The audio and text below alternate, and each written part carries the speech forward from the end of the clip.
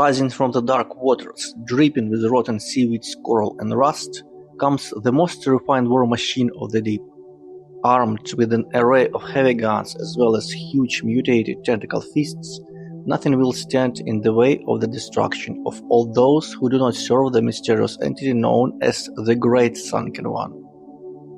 In this video I'm gonna show you how to paint this incredible Dredge Marine Dreadnought miniature created by Australian sculptor known as Mezgike. So without further ado, let's get started. My name is Vito, welcome to my humble creative forge. This is a multi-part 3D printed kit made of 25 parts and it's completely posable. It comes with two main weapon options, an assault blaster and a Volcasma cannon. Both can twist and pivot, and you can mount them on either side. For customization, you can build it with the helmet on, off or raised open to show the pilot inside. It also has two leg variants, and thanks to ball joints on the hips and feet, you can get some really dynamic poses. If you are not familiar with the lore, and honestly I basically had to learn it only for this voiceover, the Dredge have become known as one of the most terrifying legions to surface in recent times. Think of them as space marines who spent thousands of years trapped at the bottom of a corrupted cosmic ocean. In terms of tabletop games, this miniature is a perfect alternative for Warhammer 40K. If you play Death Guard or Chaos Space Marines, this is an incredible proxy. It fits on a standard 60mm base, so it's completely tournament ready for friendly local games. It's a great way to make your Plague army stand out with a unique deep sea nautical theme. Its multi-eyed dome helmet is a literal nightmare for any enemy soldier. The helmet design is clearly inspired by vintage diving suits, and the iconic of course Big Daddy from Bioshock.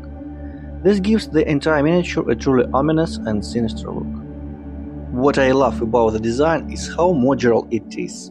Thanks to the ball and socket joints, you can create a really dynamic, heavy marching and unique pose even without additional bits. Even more than that, with the parts included in the kit, you can even do a bit of internal calibration. This model is ideal for fans of the Grimdark and Blanchitsu styles. It features a massive amount of organic matter, slime, coral and barnacles fused with twisted metal, allowing you to fully unleash rust, stricken grime and verdigris weathering effects.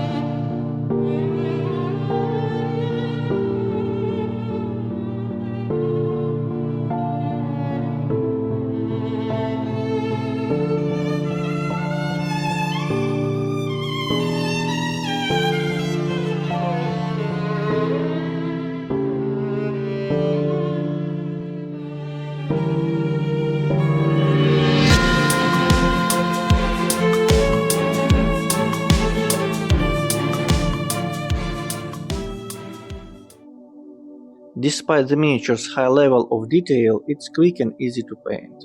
A very decent high quality paint job will take about 3 days. It took me 6 days considering I wasn't in a rush and was filming the painting process. The biggest challenge with this miniature is the color choice, picking shades that look oceanic and fit together perfectly. It's also important not to overdo the corrosion effects, but at the same time you shouldn't make the figure look too clean or bright. And that is exactly the mistake made by most people whose work I've seen. I hope I didn't repeat the same mistake in any way. I painted the metal in several layers, making it look uneven and worn rather than just rusty. To do this, I used a sponge over a black primer to apply dark silver. Then I washed it with Agrax Earthshade by Citadel and went over it again with dark silver, but much more sparingly, creating an irregular texture on the surface. All the bronze elements were heavily treated with green patina veteran effects. The flesh of the marine creature fused to this battle armor was painted in grey-blue and oceanic green tones, with red-violet hints for the blood flow.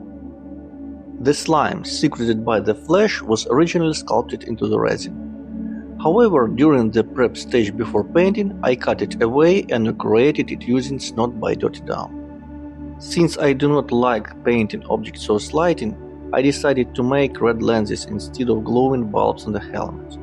Though the helmet has an option to open and close, I glued it in the closed position because opening it would definitely damage the paint.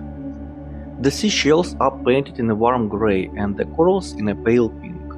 For the seaweeds I used dark shades of green with minimal highlights to keep it look more green. Perhaps the only downside I would mention is that the base is completely bare.